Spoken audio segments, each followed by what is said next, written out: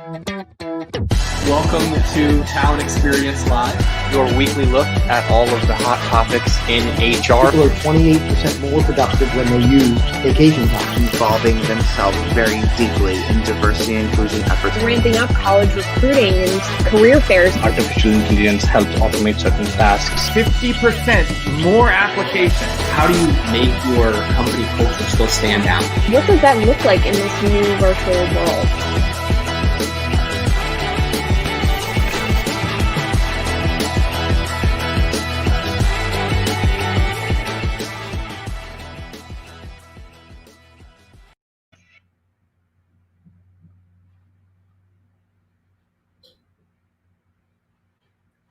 So technical issue. I can't start the show off correct anymore. That's what happens when I miss a week and take some time off. But I'll start again. Welcome everyone to Talent Experience Live, your weekly look at all things HR, including talent acquisition, talent management, and the hot new trends that are going on in the industry. Happy to be here again with my co-host, Natalie.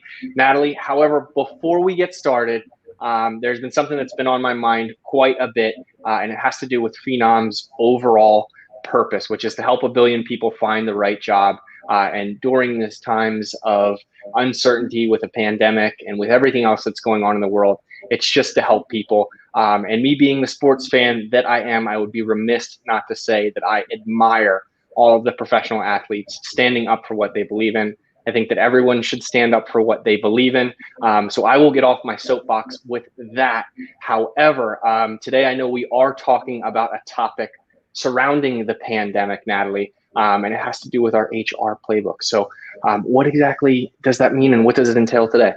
Yeah, so Devin, HR teams have had to adapt in response to the pandemic, and they're continuing to do so, right? As we learn new information from scientists, as we learn new information from how the economy is reacting, changes need to happen, and they need to happen rapidly. So, these HR resiliency playbooks that Phenom has launched last month, as we all know, are in an unprecedented situation. And companies are in uncharted territories when it comes to how to react and when it comes to talent. 100%. I think companies have found themselves in 3 buckets, right? As we're entering this new world, which is exactly how do I hire virtually fast at the speed that I was previously. I love this comparison. I think of talent acquisition before COVID as almost a sports car, right? Where it's, hey, let's get to the candidates as fast as we possibly can. Let's extend an offer and get them in our doors on an open piece of highway, flying down in a convertible with your hair flowing in the wind. That's what I imagined it.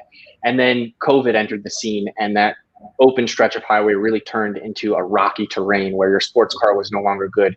You needed kind of an agile SUV type of vehicle. So how do you hire fast? The second is, how do you grow the employees that you currently have? Gone are the days where employees could walk up to different departments and have conversations with people that they didn't have on a daily basis and really ask about other opportunities. So how do you allow them to become agile while working remotely? And then the third bucket is, unfortunately, we've heard the horror stories of companies having to do layoffs and furloughs and how challenging and tough that is on organizations. So how do you begin to recover your workforce? How do you encourage your alumni that the relationship that they have with the organization still stands, it's still a fruitful one, and how do you do that during these hard times? So those are the 3 buckets, and Natalie, I know that those 3 buckets line up pretty well with the 3 playbooks. Is that correct? That is correct. So the playbooks that we developed are virtual hiring velocity, employee agility, and workforce recovery. And it's important to note too, Devin, that these are Phenom agnostic. So it's not, directly tied to how to utilize the Phenom platform to do all of these things. They're really here to exist to help provide some guidance to organizations that maybe don't know where to start. And they're also completely free to download. So to talk a little bit about HR recovery and talent and kind of all of these things, we have a very special guest today, Susan Slater. She's VP of Global HR, and she was formerly my boss as VP of Customer Success. So she's got a laundry list of background in the HR space and talent acquisition. We're thrilled to have her here. She's going to talk to us a little bit about her experience in some of these subjects regarding the playbooks and how they've really been crafted to optimize that talent experience in this new environment. Welcome, Susan. How are you? Hi, welcome. Thank you. I appreciate it. I'm doing great. How are you guys doing? Doing pretty good. All right. Wonderful. Just stuck in this white void that I call my office, but it's holding up okay for right now. You might need a little picture, some color there. I know I do. See, that's the challenge. I moved at the beginning of quarantine, and I had these high ambitions of decorating and doing all that, and then immediately that was put on hold. So now I'm stuck inside this eggshell. But hopefully it works out okay. And we're not here to talk about my eggshell of a room. Susan, I know that you have a very elaborate career in HR and in human resources as a whole. My first question for you is what is your previous experience, and have you ever had to deal with any of these type of circumstances before this current pandemic? Wow. Actually, yes, but it was similar, but under different circumstances, if that makes sense. So talent acquisition, we always have to be agile. The business could be going through a growth stage. They could be in the process of acquiring or merging, or they might be facing fierce competition for critical skill sets that other companies are seeking. And those skill sets could be difficult to hire even without all of that. So TA has learned to be agile, but with this pandemic, it's even more important. And, think about it. There are things going on that we've never experienced. And it's a day-by-day basis sometimes, and things are changing rapidly. So for me, with this, it's time to understand what's your vision and what's your strategy. And, remain flexible to change when needed, because as I said, things are changing and you have to kind of change that. And then empower your team to make decisions. So often leaders don't do that, and that stops and stifles the process. You might be really surprised how smart your team actually is. I certainly learned that. And, it's good to have a conversational approach with your internal and external talent through your outreach. Think about campaigns. Think about looking at your career site and day in the life. Tell your story. So it's similar but different. So takeaways, be agile, understand what's going on, brush off your vision, your strategy, and get yourselves organized. But ask your team as well. Yeah, that makes sense. So in terms of this recession and the last recession, were there any comparisons that you can make? Obviously this is a different situation because it's a pandemic, but what are some of those trends that you're seeing? It's similar because it's a time of uncertainty. When we think about the recession, people were worried about getting paid, and they were worried about their mortgage payments and all the typical things that you do worry about in a recession. The difference is that we're kind of used to recessions. If you think about it, it happens about every 7 to 10 years. So it's not something that's, oh my God, it's brand new, what do I do? Think about what happened to us and the fact that people alive today have never been through a pandemic. We may not know anyone that's been through a pandemic. Maybe it was your great-great-grandparents. So this is completely unpredictable, and it's really a time of uncertainty. So, for us, Friday, we get a message, you're working from home on Monday. And what does that mean? We hear schools are closing, universities are sending students home. Think about the magnitude of that for just a minute. One of the really interesting things is that we learned that change management didn't take a year-long process. Change management actually happened over the weekend. And so it's it was really interesting because we were all okay with that. So it's comparable, but it's different. But it's, you have to have the same kind of thought process of understanding what's going to happen and know that it's going to be unpredictable, and kind of take time for yourself and make sure that you're checking in with your teams. 100%. I loved what you said there about change management happening over the weekend. Who knew that it would be working on a Saturday and Sunday when all of us were relaxing at home, right? That's something that was thrown into place. Exactly. The other thing that I wanted to touch on was you mentioned relatives and family members who may have been through a pandemic previously, and I saw a video online. I think my grandmother actually sent it to me about the Spanish flu and how that was so much different than what we're going through today. In the fact that we now have Netflix at home, we now have cable television, heat, air, the whole nine. We can go kind of wherever we need to. Food can literally be delivered to our doorsteps if we press our phone in the exact right places, which is mind-boggling. But my question is, rather than me just rambling on, is when we think about all of the things we can do now, what did we learn about working from home and how that's impacted human resources? We actually learned that people can be productive working from home. And I think that was a big worry. And we can also have great teamwork and still honor our company's culture. We learned the importance of clear and transparent communication, but not just communication, but rapid communication. And all of this applies to your candidate experience and your employees. One of the things that we learn is you have to have transparency and empathy in times of uncertainty. As I mentioned before, connect with your employees. Are they okay? Check into your talent communities. Be transparent. Have the message go out. What's happening with your company? Because many people will, if they're looking for a job, or if they're not happy, or if they are working from home, have a page where they can land on and understand what's happening. Again, it's telling your story and showing your story. Yeah, that totally makes sense. I think, and it ties into the change management overnight again, right? Because it's like, Yes. People, of course, they can be productive working from home. And I think it was almost a shock to understand that people work too much from home, and you have to remind them to step away because, that separation isn't there. And just as a reminder, everybody, this is a live show, so please feel free to drop any comments if you're on YouTube or LinkedIn or Facebook, wherever you are. We'd love to and would encourage you to answer or ask those questions so that we can answer them here live.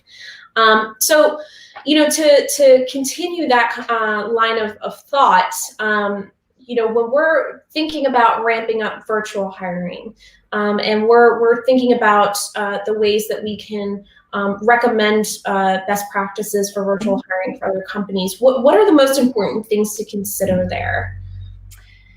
I think it's time to look at your current processes and see what you need to change or adapt to hire virtually, because it's a little different.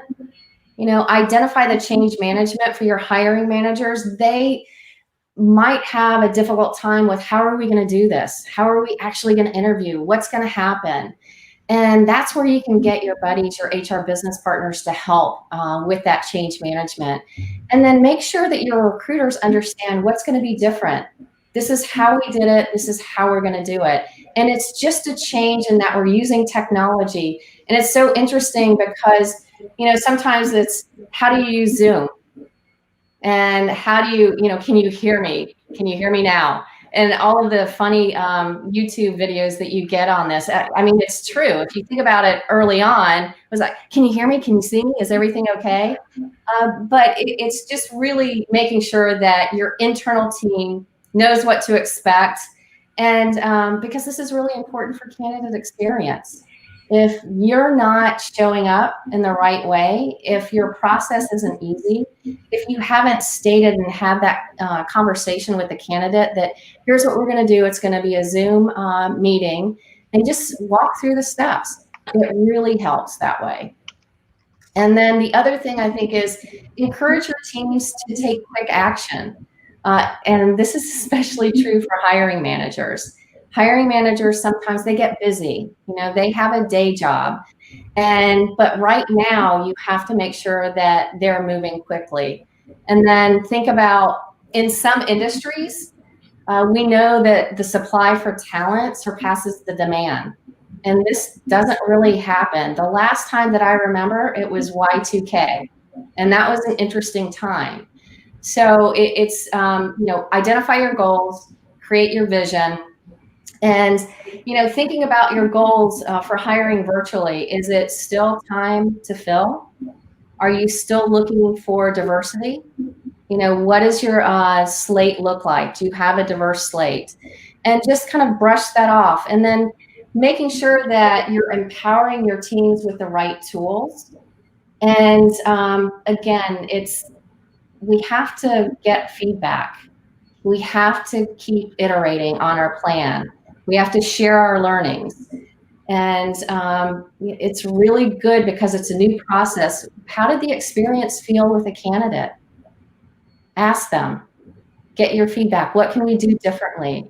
From the hiring manager perspective, how did you feel? What can we do differently? What's working and what's not? And then adapt the strategy. And then ask the recruiting team, what should we do differently? And what do you want to do differently? You can't do this in a vacuum. You have to get all of the different perspectives and change and adapt. And, I think also this is a great time to review your EVP, the why you join, why you stay, the actual culture of your company. This is a great time to highlight who you are. And it really shows through who you are during a pandemic. Are you empathetic? Are you living up to the truth of your employee value prop? 100%. And we had a great question come through from Carl Henry, specifically around work from home. Now that we are work from home, can we be productive? How do you see the labor market adjust, I should say? That's a great question. I think the labor market is still trying to adjust. We've seen how, if you think about restaurant workers, how they've adjusted, if you think about hourly frontline workers, some industries like Amazon, they are hiring rapidly and they haven't really changed that much, but they're still productive. So again, it's I think that the labor market will continue to adjust, and we'll see how that turns out. There's a lot of uncertainty right now with COVID. There's a lot of uncertainty happening out in the world. So it's the labor market definitely has to make sure that, one, they have the right communication to both their talent pools, internal and external, that they're transparent, that they have empathy, and that they're sharing their story. So that's what I see that's happening out there. I've talked to a couple of companies. One is a very large company that has several restaurant brands, and they adapted rapidly to make sure that every safety measure was in place, that they reached out to the labor market to tell their story of who we are, and this is why you should join us. They showed a day in the life video, so they were very engaged from the get-go. And I said, how did you guys adjust that quickly? And the person I spoke to said that it's easy for us. We're in the restaurant business. We already have to think about things like germs, like cleanliness. So it depends on the industry, and it depends on where they are in their journey as a company. And I hope that answered your question, or at least gave some thought to it. I think it certainly did. And thank you again, Carl, for the question. If anyone else has any questions or comments, feel free to sound off in the chat. That is what it's there for. Susan, you mentioned a few things, one of which was EVP and why to stay at an organization. And that brings me to my next question, which has to do with employees and why their agility within an organization is more important than ever now. No, that's a great question. And it's because things are changing so rapidly with the pandemic, and we're still learning as we go and course correcting as we go, right? As mentioned, we're in this unpredictable time, and we still don't know, are we going to have a vaccine? Are we going to go, the kids went back to school, now they're back at home in some states. So things are just changing, and it's so important that because the outside world affects your employees. New jobs at companies are popping up fast. One of the things that I think you need to do is understand your internal inventory of skills. If there's a gap in what you need to close the gap. So from our perspective, you can do this by utilizing gigs. And that's a way for an employee to sign up for a temporary assignment and learn new skills in the process. And this is part of that agility so your employees can stop and learn. And this will, in the process, close that gap for your company in terms of skills. And now, guess what? You're growing your own internal talent, and you're increasing your employee engagement. And that's so important at this time. So, communicate to your employees about what you can do about gigs. You could have a dedicated landing page for internal employees just to land and look. You can have employee testimonials. That's always great, is to have that first employee go and to tell their story of how this opportunity allowed them to grow and how they were able then to either be promoted or get another job. So it's all kinds of things that you can do from the inside, but just as important as agility during this time frame is transparency. So you need to be transparent with your communication, with your open roles, your hiring process.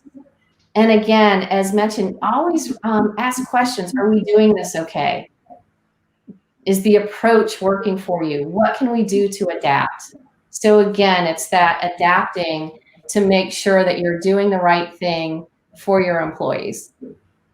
Yeah, totally makes sense. And I think, gigs is definitely a great way to continue with employee agility, because it's a really quick and easy way to allow employees to see that there are additional opportunities within their organization that don't even, it doesn't require them to completely change roles. Mm-hmm. So, thinking about, and this is a topic that nobody really likes to talk about, but, laying off and furloughing employees is something that a lot of organizations, unfortunately, have had to do in this situation. And it's never easy in the best of times, right? But how can you keep those individuals engaged with the company and kind of leave on good terms with them? What are some recommendations that you can provide there? Yeah, and this is never easy, right?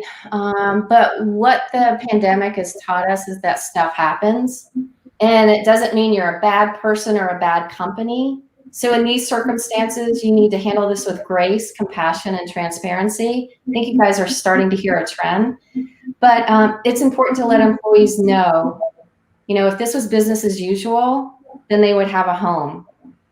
That when business returns to normal, you hope that they still want to come back and be part of your organization because they're valued. And I don't think a lot of companies do this, but I know if I were in this situation and somebody gave me that conversation, they talked to me, I would feel better, right? And because it's like, okay, there's empathy there. And,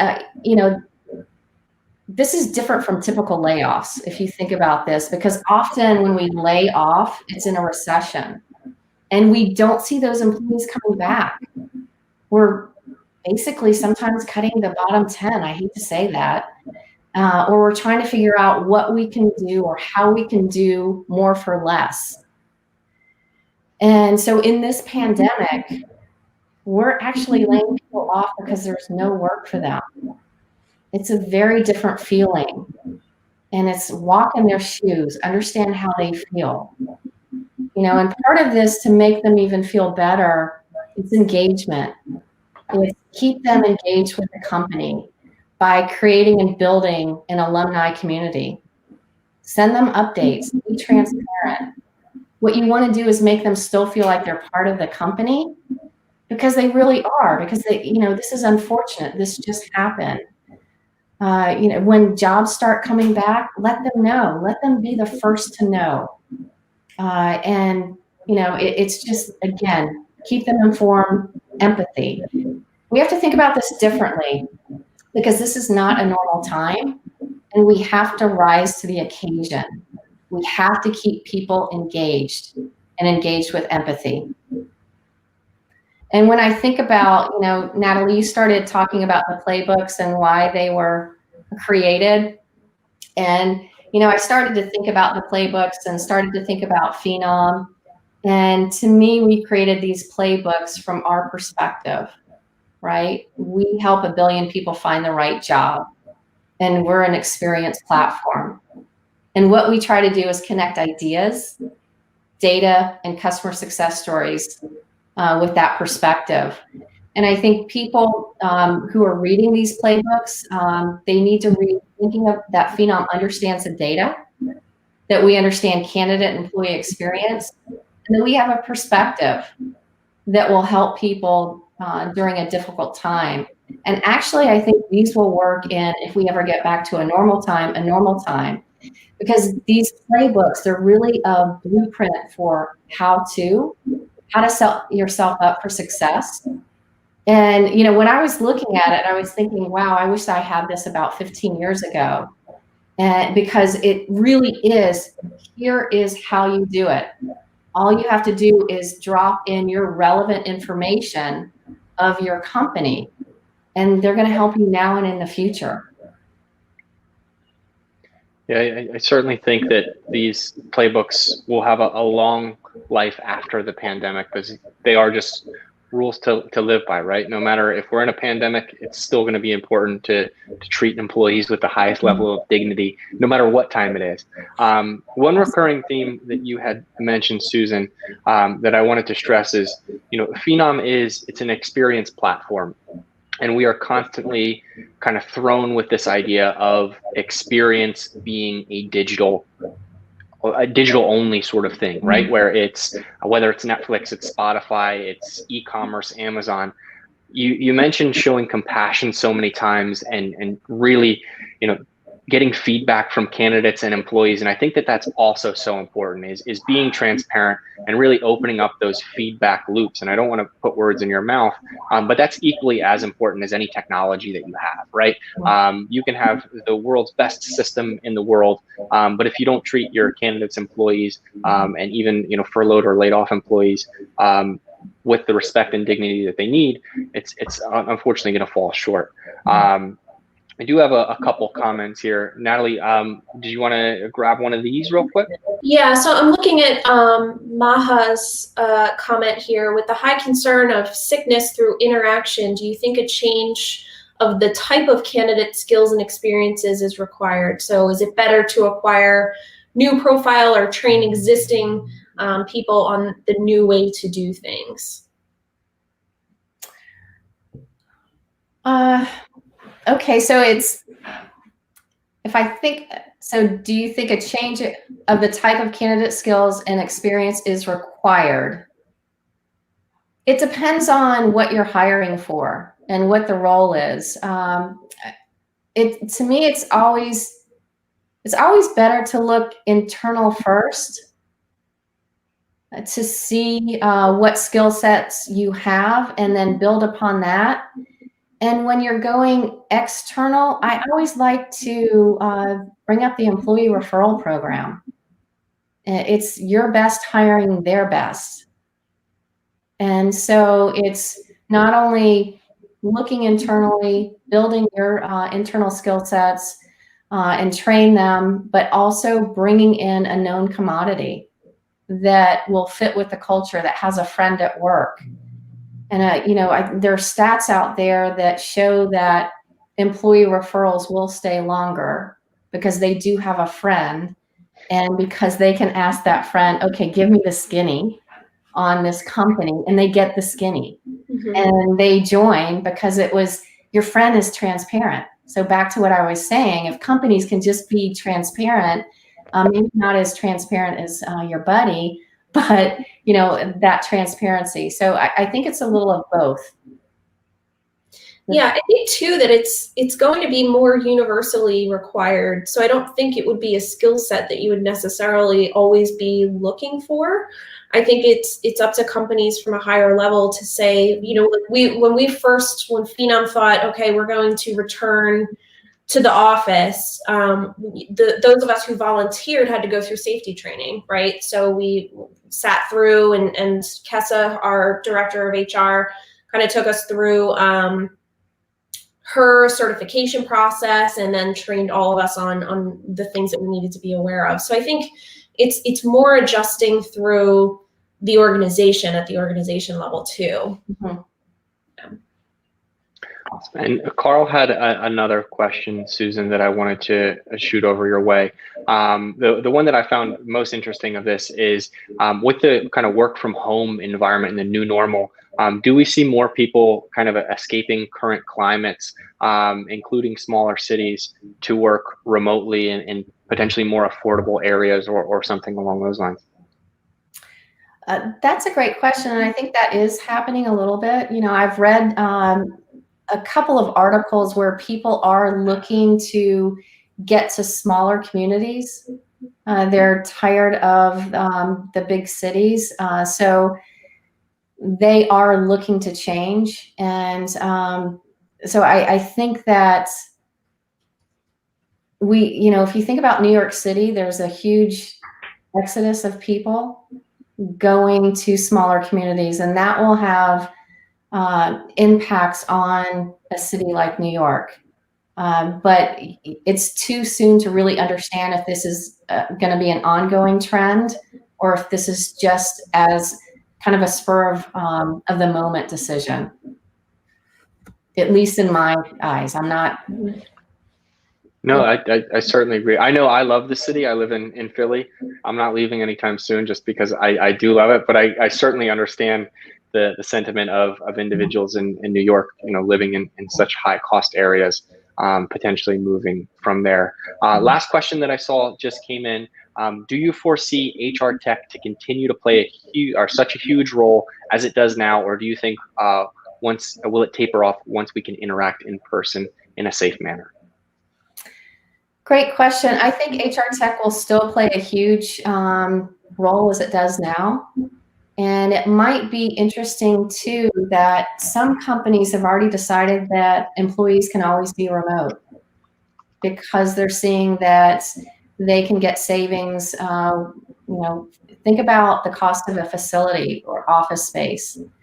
And so I think we're going to see a different way of working, and it could be, I don't know, a marriage of people wanting to stay at home and maybe some people coming into work. But I think that that's going to be a long time from now, and it depends on probably when we get that vaccine. And also, I think we're still learning about COVID. So it's hard to predict all of that, but I do think that HR tech will always play a big role. Yeah, absolutely. This was an awesome conversation, Susan. I think, super interactive. We got some great questions. The key takeaways that I have from this is really, don't forget that we're all humans, right?